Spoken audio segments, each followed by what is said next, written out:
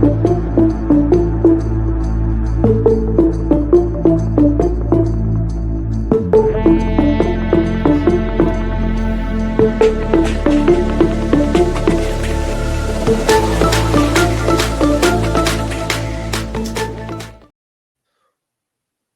all in, everybody, to another edition of the unofficial WCC Hoops podcast. I'm Zach Farmer. That's Thomas Dunn. Feast week has completed. We are now into December. We have net rankings. We have wild overreactions, maybe some proper reactions to what we have seen over the last few weeks. We'll get into the net rankings. We'll get into the games of the week. We'll talk a little bit about our power rankings and how they've kind of aligned or not aligned with what we have seen for the first net rankings, which did come out on Monday. But we've got to start with what we saw during Feast Week. And wow, I feel like a lot of times during Feast Week, we have we get a much better sense of what a lot of these teams are after going through a lot of these tournaments, like these MTEs, everything else.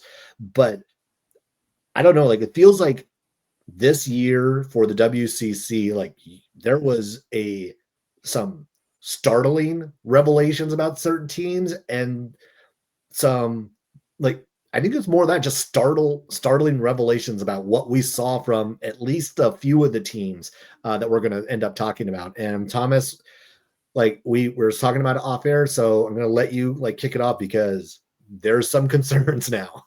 Yeah, so I was willing to put up with this for the first few games. I was like, okay, they'll figure it out. We so badly wanted them to put them in the top two. We were so bullish. I am officially concerned about USF. That performance at the Acrisure was set off all the alarm bells. All right, you lose to Colorado. Okay, I can understand that. That's a Big 12 team. They're not all right. This Nevada team is average. They are not better than that. Relative to even the past years of Wolfpack basketball, they're not better than any of those teams. You look at they've played WCC teams already. They got road raced by Santa Clara. They should have lost to Pacific at home. And they were the ones taking it to USF. Physically, at the point of attack, they're the ones that set the tone throughout the game. USF was down 20. And I understand it's a neutral site game. Things get fluky and all that. But USF got taken to the cleaners by Nevada. And that is very concerning output. USF now are already 3 losses on the season, and for me, their at-large hopes are basically just about dead already. And when you pick up 2 quad 3 losses with Memphis already kind of they're not that good themselves, now sitting at a 2-4 record on the season, I'm very concerned about USF now. I mean, there's a reason we put out our power rankings, and they're not in the top 5, and I think rightfully so. And for me, it's I know they can be better than this. We've seen them be better than this, and I'm kind of confused why they're not better than this. The secondary ball handling's still not there. The interior presence is still not there, but you have consistently raised the point that will be an issue for the Dons, and I think it's definitely shedding a light right now because I think David Fuchs has to start sooner rather than later. Otherwise, USF's going to get on the back foot pretty early, and it's just a lot of guys are getting shifted around because of the lack of production and roles they're not necessarily ready for. And I'm officially sounding the alarm on USF.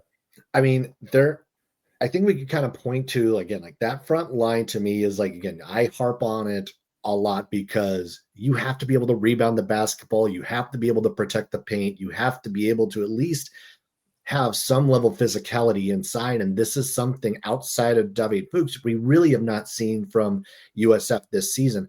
A stark contrast from what we've seen at least the last couple of years, where at least you had some level of interior presence, whether that be a Jonathan Mobo, a Carlton Lingard. We've seen at least some of that. And this year, it's almost absent. We really have not gotten that from Barry Wang. We have not gotten that from Guillermo Diaz-Graham. We have not gotten that from maybe some of the sources we thought we would on the interior. And yes, this team has a lot of talent. This team is long. The Dons, we were really high on this team, and this 4-3 start, 5-3 start, technically 4-3 because the net only counts the D1 games. We are in danger mode, panic mode for the Dons, and they need to be better inside. There feels like there needs to be some sort of lineup shift because what they're doing right now is not working. the opportunities that we thought they would have in the non-conference in their schedule are starting to evaporate. Even some of the games we thought would be better opportunities, Loyola Chicago, as an example, they're sitting in the dumpster fire. Like what? There's like 350 in the nation now. It's like, so that game is no longer. That is a you better win that game. That is a must win now, because you lose that and you lose any hope of actually claiming an at large at any point. It's December 1st. There is still time. There is still the opportunities on the schedule for the Dons. I'm not going to go as far as say that it's done or it's near done, because I know we've sat here on December 1st with St. Mary's sitting at 143 after the first net rankings came out. And that was a year where then they rolled off like 17 straight and ended up a 5 seed in the tournament. So it is possible to get back into this and to get back on your feet, but it's got to happen quick, because the situation for USF, it's almost like we're looking at the same story over and over again with this San Francisco team. They can beat the teams they're supposed to beat, but when it comes to these teams that are either at their level or maybe above their level, they just cannot get over the hump, and we're seeing it all over again. Yeah, we are. You mentioned that Loyola Chicago game. 354th in the net right now. Disgusting, both for USF and Santa Clara. Like, those games are now more than just flat tires. Those are burn the house down on fire in case of loss. But for USF, I like how you mentioned the lineup change, because I would also heavily consider that, because one, David Fuchs, you can't tell me he's not one of the best 5 Dons players right now. And I think for me, I like the sample size of Vukas and Masic off the bench more in terms of like a microwave role. I think that better suits his abilities. And I think while that does kind of still predicate the bulk of the ball handling on Ryan Beasley, and why that's part of the problem so far for USF, he's being asked to do a lot, and he's getting a lot of primary coverage. And that's kind of part of the reason why the offense hasn't gotten into enough of a gear that they would like.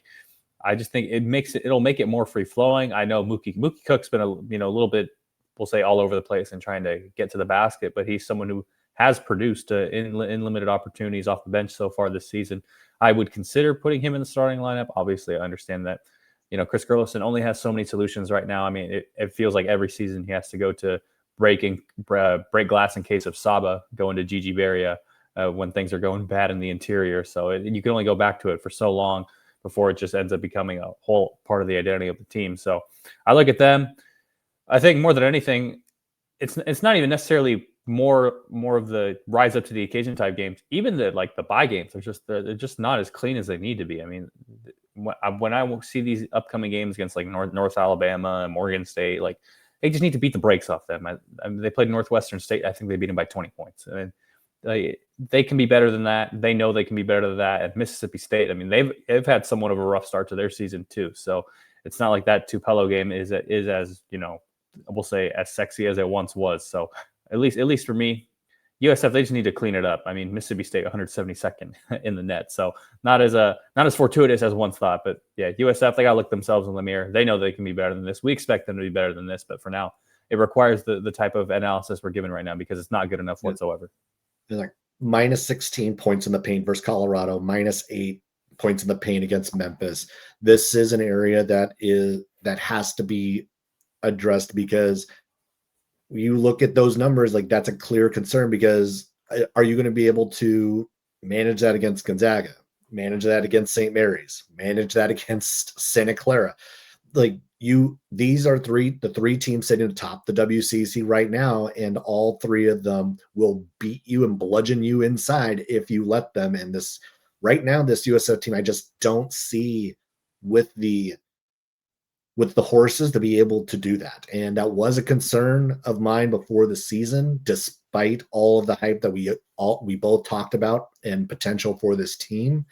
But we're seeing the worst of what this USF team was going to bring, and hopefully it does get better. We see a little bit better from them going forward. The Mississippi State game on the road, that the 172, like, that should get better, considering once they get into SEC play, that will continue to climb and climb and climb.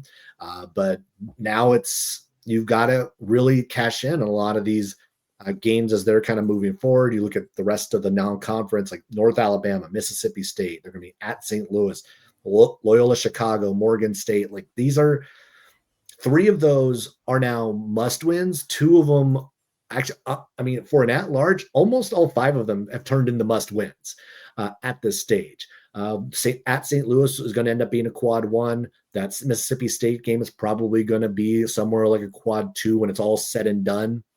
And the other three, it's like you gotta have some style points in those games. You've got to win by 20, 25, 30. Like you've got to put up crooked numbers, awkward numbers to at least try to get yourself back metrically to where the rest of the pack is. Because right now, even in the WCC, well, they're not sitting at the top of the pack. They're not sitting actually even at the bottom. Like right now, they're sitting in 1, 2, 3, 4, 5, 6th in the WCC behind Gonzaga, St. Mary's, Santa Clara, Pacific, and Seattle. Like there's a hill to climb for the Dons to get back into the conversation, even in league play. Yeah, 100%. And they're with the way other things are falling by the wayside for the WCC, they're going to have even less opportunities along that front as well. So like they're going to be a lot more flat tire games if you want to look at it from the who's going to reach out and kind of grab you into the abyss type affairs. But obviously, there's also the opportunities against Gonzaga, St. Mary's, Santa Clara, and a team that we'll mention later that's rocking and bringing the house down so far. The only team to go undefeated over multiple games on Feast Week. But for USF, those opportunities are dwindling fast, and I'm not sure I see a really great outlook for what the Dons want right now. But the good thing is December 1st and not late into February. Yeah, I mean, now we'll get off the Dons for now because we can continue to talk about where USF has kind of gone wrong over the last couple weeks. But a team that has kind of fallen off the map completely is Oregon State. This was a team a couple weeks ago was 3-0. They had won all three games by the skin of their teeth. It was by a combined 7 points. And we're thinking, you know what? Maybe like to get through some of this grittiness, they're going to figure something out about this team. Well, it turns out that this Oregon State team might just, what we saw was them lucking out because they have since lost 5 straight. They were 0-4 during actually 0-5 during Feast Week. They did play Monday. And you look at, or I guess that was 2 weeks ago with the Oregon game, but Oregon, Evansville, Iona, UMass, Cal Baptist. Yes, that's a good Cal Baptist team, good Oregon team, but this is now skidded off the rails for the Beavers. Like, I still don't think this team has an identity. They don't particularly do anything well. They don't score it well. They don't defend it well. They don't rebound all that well. Like, I don't know it's hard to get a read on this Beaver team, but the one thing I do know is that, well, they are losing close games. They're losing to teams that they shouldn't be losing to. Now, again, like all these games, I've kind of noticed like the largest margin of the loss has been 12. Like the others are 4 points, 7 points, 8 points, 6 points. Like they're not being blown out by any of these teams, but they're losing to teams that they just have no business losing to. And because of that, like we're looking at an Oregon State team that's dropped all the way down to 265 in the net. I mean, it's hard to fathom that this was a team that we thought would be middle of the pack, and now we're looking at them as like this could be a team that's fighting the state out of the cellar. Yeah, I don't know that I have enough words to describe more of what you just talked about right there with Oregon State. And I think for me, offensively, I just don't know what they're trying to accomplish. That's for me is the big thing. It doesn't seem like they really have their system like so to speak. Like they don't really have it under them. They haven't been consistent whatsoever. And for me, I think of those games, those neutral site games. I believe they're in the Virgin Islands. You lose to Evansville, you lose to UMass. They had a chance against Iona. All 3 times for one reason or another, they fumbled it away. And we already know the well-documented struggles away from Gill Coliseum, but I think this is just beyond that. I think this is more of that Oregon State, like you mentioned. They don't know who they are right now. I don't know that they really have a chance to figure it out. pretty quick because, I mean, we're getting into the month where conference play is going to begin sooner rather than later. Obviously, the March Madness hopes are far beyond dead right now for the Beavers beyond the WCC tournament run. For me, it's hard to put superlatives out there in December, but for sure among the most disappointing teams to this point in the year. And I mean, we've heard kind of the roars and like the, man, if it's not going to be this year for Wayne Tinkle, it never will be. I mean, you can tell the Oregon State fan base, they're getting pretty sick of it. And I mean, I don't know that I can necessarily blame them. They are last in the WCC in points per game. They are last in the WCC in field goal percentage. They are 10th in the WCC in rebounding margin. This is a team that are their 11th in turnover margin. This is a team that just does not do much of anything well. And against teams that really shouldn't be challenging the Beavers nearly as much as they are and have. It feels like it's going to be a season that could very quickly, I mean, if it already hasn't, gone off the rails, because you look at the upcoming schedule, because this was actually where it was going to get a little tougher for Oregon State. Vermont's actually not as good as Vermont teams in the past, but they do have Arizona State still coming up in a couple of weeks. That's actually during Christmas week. And of course, we've talked about it, how they start WCC play. It's going to be rough going because they have Santa Clara, USF, Pacific, at Washington State, and then Seattle to start off WCC play. Like, they have a few of these games in the non-conference to try to get it right, but they're going to end up hitting what seems like a very large wall once they get in the conference. Like, again, like even like the worst of the WCC teams I mentioned in that block was Washington State. But that's on the road against a Washington State team that also has had its own struggles, barely beating Chaminade this past week at the Maui. I mean, it's kind of dumbfounding. It's shocking to see, maybe not shocking to see an Oregon State team be this bad, because Oregon State kind of was this bad just a few years ago, that 3-28 season. So it's not like we're that far removed from awful Beaver basketball. But to see that it's two of the future Pac-12, old Pac-12 schools that are taking up the rear in the WCC just seems shocking. It is. And I think we both were of the opinion that, yes, this would be a harder walk in the park than people were giving credit for going into last season.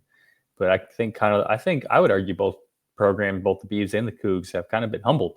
Like, they know that you can't just show up on the road at LMU, or you can't just go to Santa Clara, or you can't just go to USF, or even in Washington State's case, you can't just go to Pacific and just show up and win. And for me, like, there are talent problems, there are scheme problems, there are execution problems. There's not a whole lot to love about the seasons to date so far for both Oregon State and Washington State. And I don't necessarily know how you turn the corner right now, because you kind of are who you are a month into the season. I know you can go on a run, and we saw it in 2021 when Oregon State won the Pac-12 tournament, went to the Elite Eight. Yes, we've seen that. We understand that. But the problem is the WCC tournament doesn't necessarily lend itself to doing some of that magic. So at least for me, like, you just have to figure it out within these next 2 weeks, or else, I mean, this season is going to be far beyond the type of success you were looking for at the start. And it's maybe enough negatives for now, but how about a team that unless, Zach, do you got one more? No, I think we've got to turn off the negativity. We're in December. We're getting into the holiday season. We've got to have some joy here.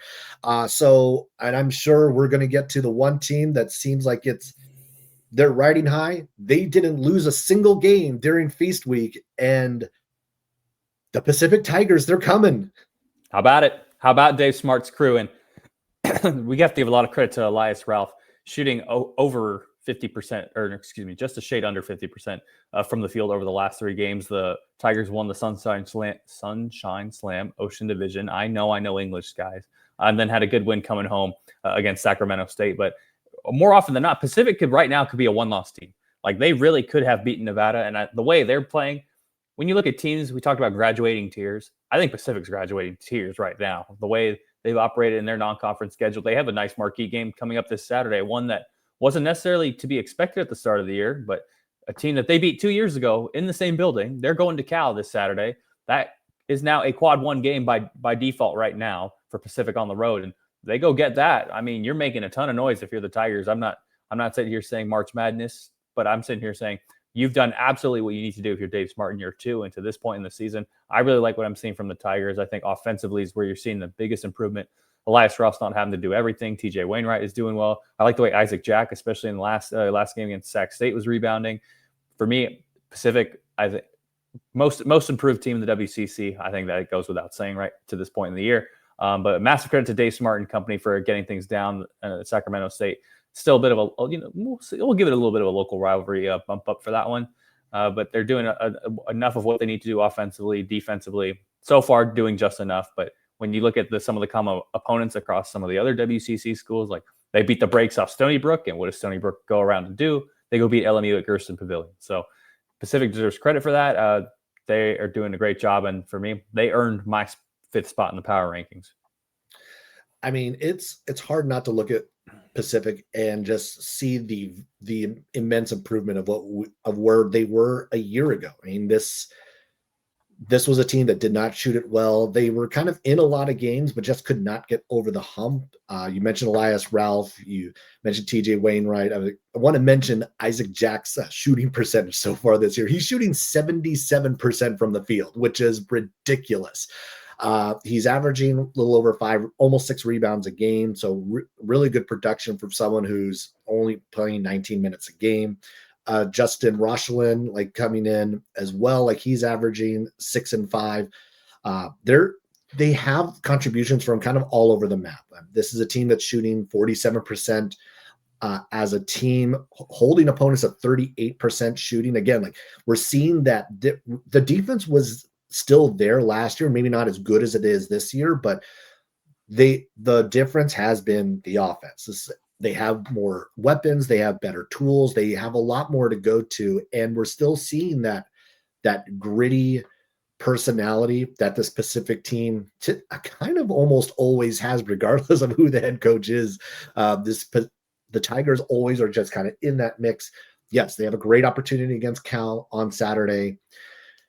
I don't necessarily expect a win for Pacific coming out of there, but if that's a game where they can be competitive, continue to actually be in the mix in that one, we're not going to be able to ignore this Pacific team we're not ignoring them anymore, but like you cannot overlook the Pacific Tigers, where in many years, especially of recent note, you've been able to just kind of forget that Pacific exists because they've just been so bad, but that is no longer the case. Dave Smart has brought this team out from the depths. They look the part. They're playing the part right now.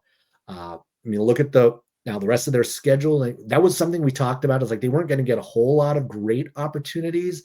And talk about Cal, like they do have a game before that. They will be on the road to take on Air Force, so they will have to get that one at Cal. Then now the big one, actually, this is going to be one they have to play and head to Provo and take on BYU in a couple weeks. So obviously that is a loaded BYU team, and I would not expect that one is probably going to be the worst, maybe the most lopsided of Pacific's games to this point. But who knows? Like this, if they can get that game at Cal, give themselves a little bit more confidence and slow BYU down inside the Marriott Center, maybe they have a chance to make it interesting. But Pacific is, we have to tip our cap because they're handling their business. They're doing what they have to do right now. I don't necessarily expect them to stay where they are as far as like the rankings right now. I do still expect USF to get better. I do still expect LMU to at least pull out a few more of these, but don't look now. It is the Pacific Tigers that are making really strong moves in the non-conference as they gear up for conference play. As a famous coach once said, go Tigers. And the Pacific Tigers are doing a great job right now. I do want to give them massive props for that. And I think when you look at just how much progress Pacific has made to this point, you still get that, so to speak, litmus test against Cal and especially against BYU. You kind of find out, I think, those are the two games you kind of want to see, even if they lose, because then you figure out, okay, how can you kind of translate this around to conference play? And I think when you look at, you mentioned you just can't show up to the Spano Center in Stockton and just assume you're going to win the game. And honestly, I wouldn't be surprised Pacific go nab some road games this year. I think that's kind of maybe a new development for the Tigers more than anything. So a lot of these teams have to be on upset alert. At Pacific, I mean, they beat the brakes off LMU in LA last year. This year? Pacific, I think, can be a team that can really, they could be the chaos agent, I think, is probably the moniker I'm going to go with. They could be the chaos agent of the WCC. I like what they've done so far. I want to see more from them because the better they are, the better it is for more WCC teams to be better, and the better it is for the conference. So for me, I like the fact that Pacific is doing this well to this point, 6-2 overall, and that's for me. I really want to see more from them in more of an intrigue sense. One of the things that is always talked about is that defense travels. Pacific is third in the WCC in opponent field goal percentage at 38%, and they are fourth in the WCC in opponent 3-point field goal percentage. So again, two good notes as they hit the road for a few of these games: Air Force, Cal, BYU. The offense still has to come with them, but we know one thing is that they're going to play some pretty good defense and give themselves a chance. Again, should have beaten Nevada a couple weeks ago. So no overlooking the Pacific Tigers. Now, one team that was probably held firm the entire week and didn't necessarily improve any of their stock necessarily, but did nothing to hurt their case. And I know that Thomas is not completely on board with me on this, that his Santa Clara Broncos did essentially what they were supposed to do this week. Like, yes, they did not beat St. Louis. They lost by 1. We could talk about the end of game situations and how that was handled. But the fact is, like, that is a quad 1 game that they lost by 1 on a neutral site. It happens. St. Louis is a tournament quality team that could also be in the dance as well. Next night, took care of business, took care of Minnesota. And that's what you have to do in these games. Like, okay, you didn't win the whole thing, but did nothing to embarrass yourself, nothing to really harm your resume in any sort of way. And now we see in the net rankings as they come out, 32 to start out. A really good place for Santa Clara as a starting point for the rest of non-conference play. There's still a lot of really good opportunities for the Broncos. You can nitpick here and there, but the fact that we're still sitting here with the Broncos at 7-1 going into a game at New Mexico. This is about where, like, I don't think you could have written it better going into the year if you're anyone who's rooting for Santa Clara. There's one way I could have written it better. They could be 8-0 right now. You mentioned nitpicking. I will nitpick. Look, two different avenues of thought here. One, obviously, is the fan side. I want to win the game. You know, as a fan, I don't want to hear good loss. I want to win. And for me, to acknowledge some of my own faults and my own arguments that I've had with you over this, Santa Clara has thrived somewhat in the chaos of a last-second play without a timeout. So I think of the Jalen Williams floater against BYU. I think of the Adama Ball floater against Gonzaga. Both of those were with no timeouts. Like, they were go off whatever happened on the prior play and just go. So full credit to Santa Clara for having thrived in those environments. And upon review, I can see the vision for why that would make sense, why that would be the decision. However, when you pocket 2 timeouts, I wish you would have used one of them, especially in such a foul-laden game. You know, you could find a way to just scheme up some contact, get some guy in the air, boom, boom, boom. Obviously I like Brett Napper, but a double clutch fading away floater, kind of not really the shot you want in terms of that. But at least for me, Santa Clara, they did a lot of things correct. I do think their 3-point shooting is a lot more variance than I would like to this point in the season. Like, they've had some really rough shooting nights against Idaho State, Louisiana, and it happened against St. Louis. So naturally, they'll make 16 threes against Minnesota like no one's business in the same arena where they were just clanking them off the rim the night prior. So for me, that's kind of where I kind of want to pinpoint their offense. Like, what 3-point percentage shooting team shows up for the Broncos on a night-to-night basis? And for me, they've done what they had to do to this point. The Jalen Williams' jersey retirement ceremony this Wednesday against Utah Tech, then that game you mentioned at the Pit, New Mexico, you got to grab it. Got to grab that. Got to grab the ASU game, and you got to grab that North Texas game. Loyola Chicago goes without saying. But I think those 3 games, specifically New Mexico, ASU, UNT, you grab those 3, then you really got the at-large case that you were really looking for. And I'm excited to see what the Broncos do, because they haven't hit the flat tire that everyone's like, you've been saying, oh, here we go. Here comes Santa Clara again. They're going to lose a game that they're not supposed to. so far they haven't done that, and massive props for the team in doing so, and especially for a team that I didn't necessarily think would be up to this scope of play to this point in the season, considering who they lost and who they have lost over the last few seasons. Doing a bang-up job, doing an amicable job, and I do hope the best of health for Jake Ensminger going forward because of that damn Acrisure arena floor, hockey rink. But the Broncos are doing what they have to do. Massive credit to them from the analyst side, from the fan side. Damn it, I really wanted them to beat St. Louis. Here, and again, like, I think the one thing you mentioned, the offense and how like that's been a little bit more varied, and like there's still actually like some good points there. It's like, but the one difference, and the more I was watching Santa Clara over the last week, the more I was like, do they look like St. Mary's like on defense? Like this looked a lot more like the way St. Mary's would play games, where it was the defense first and that kind of leading the charge. And I am backed up with the metrics on this front because Santa Clara is fourth in the WCC in opponent field goal percentage. They are best in the WCC in opponent 3-point field goal percentage. They are second in turnover margin. They are first in block shots. They are doing it on the defensive end of the floor, which was for the last few years has been the one, maybe the biggest criticism of Santa Clara has been the lack of defense. The fact that is what is been their best part so far this season bodes well for the remainder of the non-conference, bodes well for all of conference play. The fact that we're seeing the defense from these Broncos, and I do think that personnel-wise, they're better suited to play better defense than they were a year ago. I think because they're so interchangeable from the wings to the guards, I think that's really helpful on that front.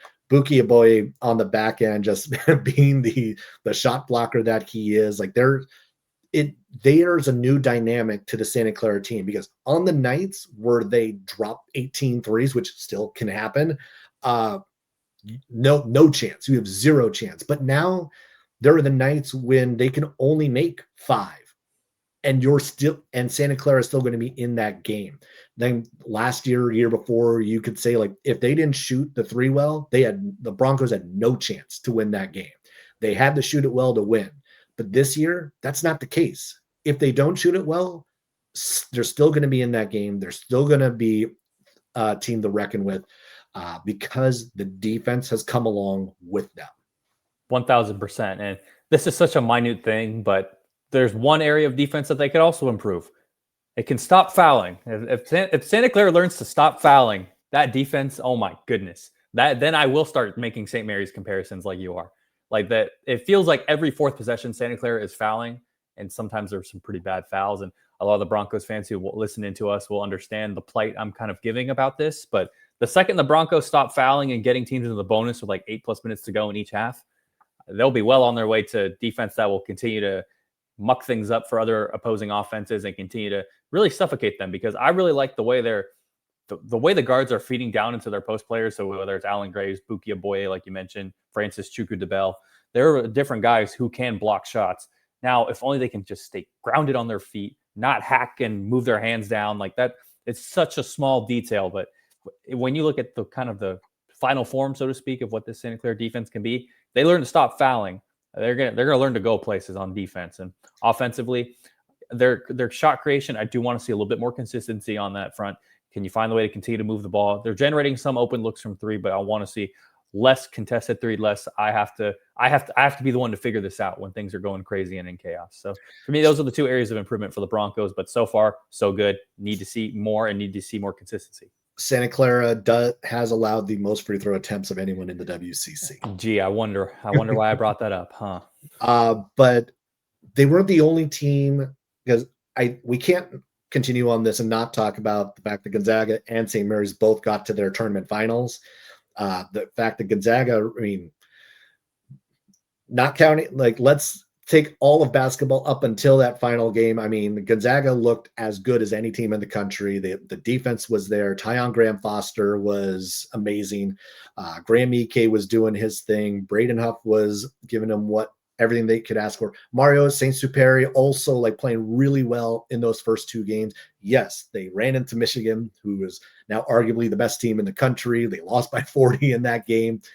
And it's not nothing, but it does kind of speak to like the totality of it. I think speaks to just where the Zags actually are now, because the Zags are not are they're better than what I think what we thought they were going to be going Yep. into the year. I think we thought that even with Tyon Graham Foster, like, okay, now this is like a second weekend team. But now, like, again, thinking about the totality of everything, maybe we're actually talking more a team that is going to contend to get back to a Final Four, that the talent is there. Now, that all that said, like matchups, whatever else, we can talk about what happened against Michigan. What about Duke? We can talk about the way Arizona has played. We can talk about the way Purdue has played. There's any number of teams that are still like going to be right there in the mix, right there at the top. But Gonzaga, an off night, third game in 3 nights. You can point to any number of things that might have been a contributing factor to the result against Michigan. But their defense, those first 2 nights, amazing. The offense was humming as it normally does. The Zags have a game against Kentucky this week on the road in Nashville, so we'll get another eyeballs on them to see exactly how good they are. I mean, I will qualify at least some of it, because as you kind of take a look at the schedule of who Gonzaga has beaten outside of the Alabama game, which can't take anything away, beating that Alabama team by 10. The rest of the schedule may not have been nearly as good as we thought it was beforehand. I'm going to use the example of Maryland. They beat Maryland by 30. They're now sitting at 200 in the net. Maybe Maryland's just actually not as good as we all thought they were. Some of the other teams are also hovering in the hundreds, whatnot. So there's definitely some notes to think about, that maybe Gonzaga's schedule has not been as good as maybe we thought, but beating Alabama by 10, great win. What we saw in totality in that venue, in that setting, I think bodes well long term for what the Zags are capable of as we get to March. Yeah, and I think there can be some mutually exclusive arguments within this, in the fact that yes, maybe their schedule isn't as pristine as we once thought, but I do think in the same vein, they played some really damn good basketball. They beat the brakes off Oklahoma, they beat the brakes off Creighton. So while maybe that part of the numbers may not say in terms of what this ranking is or what it says now, I think when you look and you watch back the games and you see how Gonzaga is playing, it still requires you to take care of your own business. And I think the Zags to that point have done so. And when you get into what happened at the Players era, for me, I don't think I'm necessarily going to overreact to it. For me, they were playing among the top 5 best teams, playing as one of the top 5 best teams in the country to that point, to the point of playing against Michigan. And Michigan, obviously, probably alongside Arizona, is the best team in the country to this point in the season. I think for me, it's more of a matchup thing that I kind of want to see down the road, because Michigan had a bunch of guys that they could throw at Braden Huff and Graham Ike. So, Yaxel Lendeborg at UAB was like the forward, the center, but now he has Ade Mara right alongside him. So when I see that dynamic, for me, it goes back to kind of the little chess match between Mark Few and Randy Bennett. Like, do they stick Andrew McKeever on Graham Ike, or is Graham Ike too athletic for Andrew McKeever? So that'd be something I kind of want to see down the road, because I know Maybe the small note about former St. Mary's assistant Justin Joyner is on the Michigan staff and has some experience coaching against Mark Few. That is true. And Justin Joyner, I read the piece. I can't remember. I think it's CJ Moore from The Athletic who did the in-depth, like, day-by-day piece with Michigan in the lead up to that game. And he said, Justin Joyner said, we're not switching. They're going to be surprised by that. And I think they were pretty surprised by that, all things considered. But for me, in the totality of what Gonzaga has done to this point in the season, I understand that you mentioned Maryland. Buzz Williams teams like basically take a year off before they actually play real basketball again. They did what they had to do. They beat a good Alabama team, regardless of what the metrics say about who Arizona State is, about who Oklahoma is, about who Creighton is. Gonzaga has played really well to this point, and a massive credit to them for doing so. I just think it's more of a matchup thing with Michigan. Gonzaga didn't play well. Michigan played great.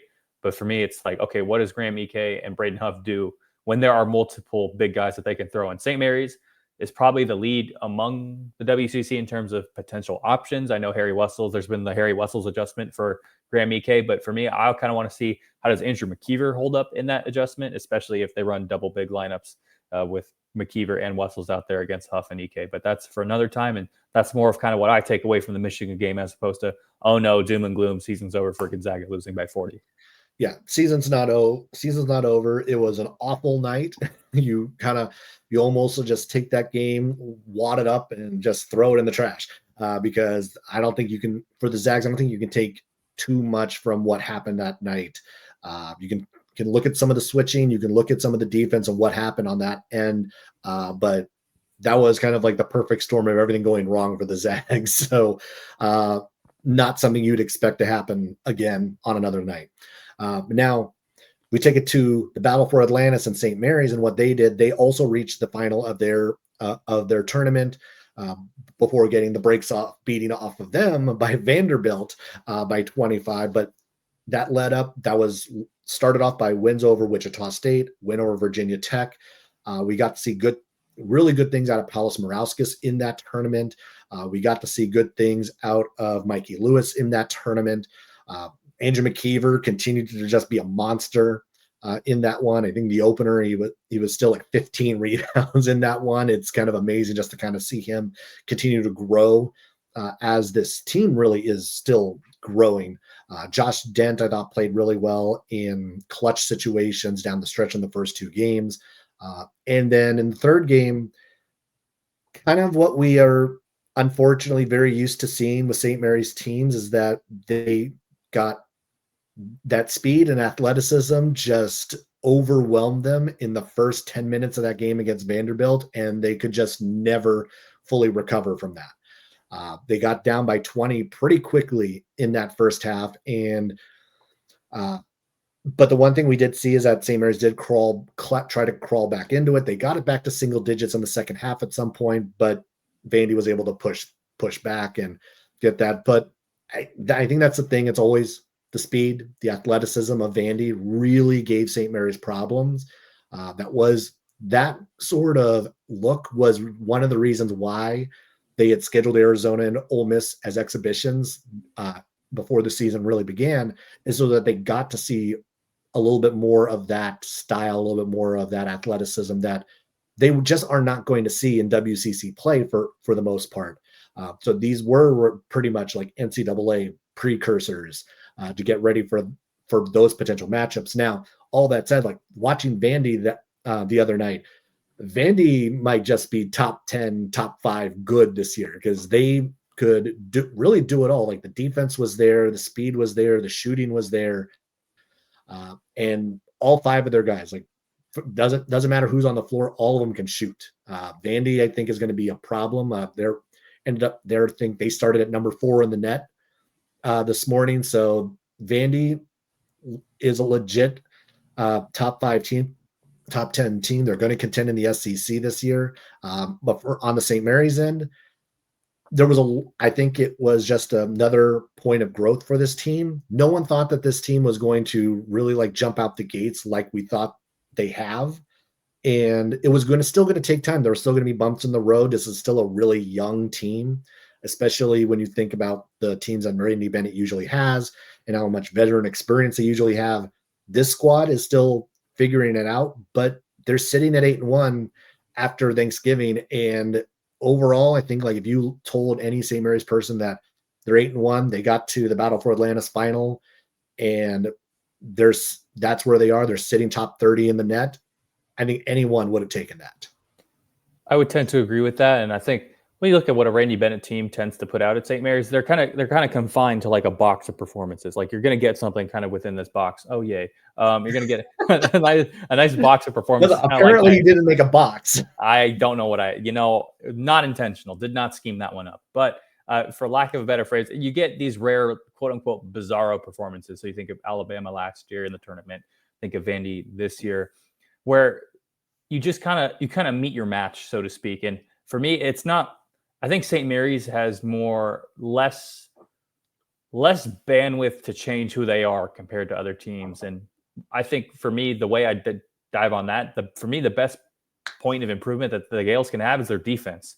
For me, it's been their offense that I think has been the pleasant surprise to this point of the year. Lots of different guys contributing. You talk about Paulus Morauskas, Mikey Lewis. I think Liam Campbell's done great. They finally made the adjustment in the starting line to take out Kevin Gadd. Rory Hogg getting a start or two. So for me, it's how far can they establish the Randy Bennett threshold of defense? it's not like St. Mary's is going to change who they are and kind of, some guy's going to emerge. Dylan Shaw is going to end up being the guy who goes for 30 and 10 every single night. Andrew McKeever, well, very impressive. I like the fact that, especially against Virginia Tech, I loved his moves in the post. I mean, it's kind of unfair. If he figures it out that no weak side help is coming, going from his right to his left shoulder baby hook, who's going to stop it? There's nobody to get up there and block it. So for me, St. Mary's, it's about how much they improve and buy into what Randy Bennett is selling them on the defensive end of the floor. And I think there are going to be no issues along that front. And for me, it just becomes a matter of execution at that point in time. But compared to other teams, I feel like St. Mary's, there's not a whole lot of wholesale change that they can and will make, but it's really more about execution on the margins. Can you continue to win the boards like you have year over year? Can you continue to not have the offense abandon you like it has at times? And for me, the buck starts on the defensive end of the floor at the very least. I don't know if you want to try me at the stake for that.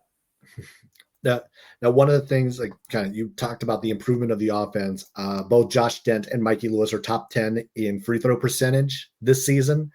So again, one of the areas they needed to improve was free throw shooting. The other one was 3-point shooting. And as of right now, they are sitting at 17th in the country in 3-point percentage at a little over 40%. So you're right. Like, the offense has been the biggest difference for the St. Mary's squad. That actually does put them as the best 3-point shooting team in the WCC as of right now, which, again, when you think about the team last year, they were down near the bottom. They were among the worst shooting from distance. This year, they're the best.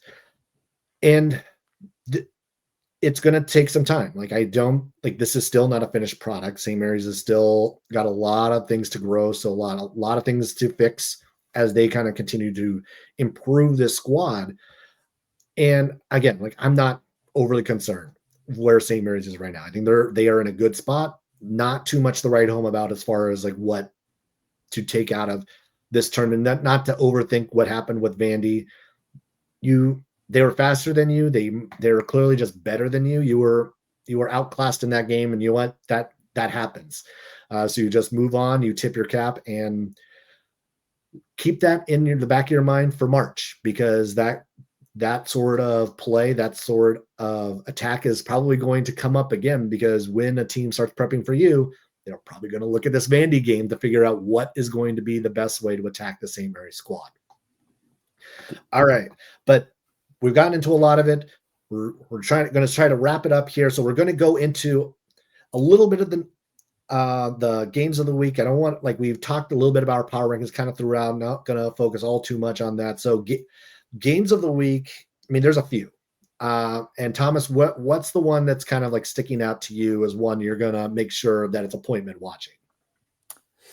It's a good question, because there are a lot of options, and I don't want to be, I guess, biased one way or the other, both in terms of what I want to see from a good side and whether I want to make sure the bottom doesn't fall up for another side. But I'm going to go with USF Mississippi State, and from the perspective of, I want to see if USF can avoid the bottom falling out, because we know that their aspirations are March Madness. We know it's not just, get me into the college basketball crown, get me into the NIT. It's March Madness after those last few seasons when they went back with Jamari Bouye and Todd Golden and company. So for me, when you know your goals are basically on life support in the regular season, and while you still have the tournament down the line, I kind of want to see how they meet the moment, how they kind of embrace or not embrace adversity within that game. We know Mississippi State's a very physical team, especially under Chris Jans. And for me, you see how the difference is in the physicality on the interior for USF this season, more so compared to years past. And when I look at that, it's okay, can USF avoid the thing really being off the tracks by December? Because the Dons haven't necessarily been to this point of life support at this point in the year in quite a few seasons. So how do they react to that? How do they embrace that? Can they find a way to come out on top and sneak out a victory deep in enemy territory? That's, for me, my game to watch, and not necessarily from the perspective of, oh yes, this is going to boost the WCC metrics into the moon. It's going to be, what type of USF team shows up, and are we going to get the Dons that we've kind of been prognosticating about for a few months now? I'm going to go a little bit of a different direction, because I think it's of kind of the same vein, but I need a prove it game from LMU. I'm looking at Tuesday night when they host St. Louis. This is a quad 2 opportunity for them. It's actually going to be the first quad 1, quad 2 game that the Lions will play. And this, I think, after the loss to Stony Brook, after last week's loss to Florida Atlantic, I need to see LMU pick up the pieces a bit. Now, I know that one of the challenges that they've had over the last week or so is that, well, they have been playing shorthanded. They haven't had Jan Vide in the last week or so, and I know that's a big deal for the Lions, but it's a thing that has happened, and you've got to be able to overcome some of these losses and figure out how best to attack a team that is going to shoot it well. They're going to put the pressure on you from 3-point line. Santa Clara did a really good job of keeping them off that line and limiting them. Again, like this was a team that averaged going into the Santa Clara game was averaging 95 points a game, and they scored 71 against the Broncos. So this is a team that's going to try to play up tempo, is going to try to speed the Lions up, and they have done it. The LMU has done a good job of slowing teams down and kind of dragging teams into the mud and making them play their style a little bit more. They're going to have to do that against St. Louis. They're going to need to be able to overcome the loss of V-Day again. I think they need a little bit more from AJ Thomas. They need him to play a little bit better. They, again, put a lot on a freshman, but they need that. They need MJ Ame to continue what he's been doing. The one thing I know that's like defenses are starting to key in on him, and like he is now the focal point of the scouts. So this is going to be an additional challenge for the Lions, but I think I need to see a prove-it game from them at home, because the rest of the non-conference doesn't give them a whole lot of opportunity. But if they can get the game against St. Louis, I think we can start talking about the Lions again as a team that can continue to at least like make some noise. And I've seen that, not talking about NCAA tournament resume, but they win that. They take care of business against everyone else they're supposed to. Maybe we can talk about an NIT resume when we get closer to March.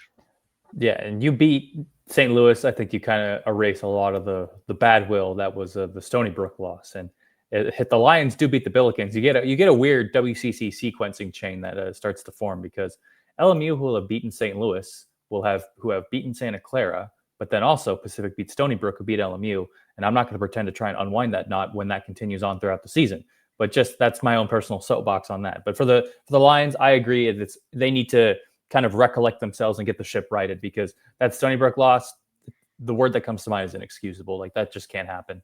LMU they have played better than that in this season, and they know that they should have taken care of business in that game. So I'm intrigued to see how they kind of meet the moment. And I'm in St. Louis on the other side of that. They're on a long road trip. We're at the Acrisure. They're in Palm Springs. They've had a couple of days to kind of sit on it in SoCal.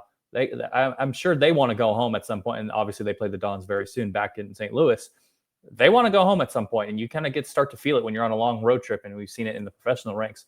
You just are caught off on the back foot and take some time to calibrate yourselves back into it. So I'm intrigued to see the type of energy the Billikens bring to the table. But for the Lions, they have an absolutely huge opportunity, the best one that they're going to have in the rest of the non-conference, in my opinion. And when you think of what Stan Johnson teams have done, they have stepped up to the occasion on occasion. Can they do it consistently? And for me, St. Louis is a good start in doing so, and not and avoiding those flat tires down the road against other opposing teams. Despite the loss of Stony Brook, this is an LMU team that typically does play well at home at Gersten Pavilion. We've seen them do it to the Zags, to the Gales, to BYU, to the Broncos.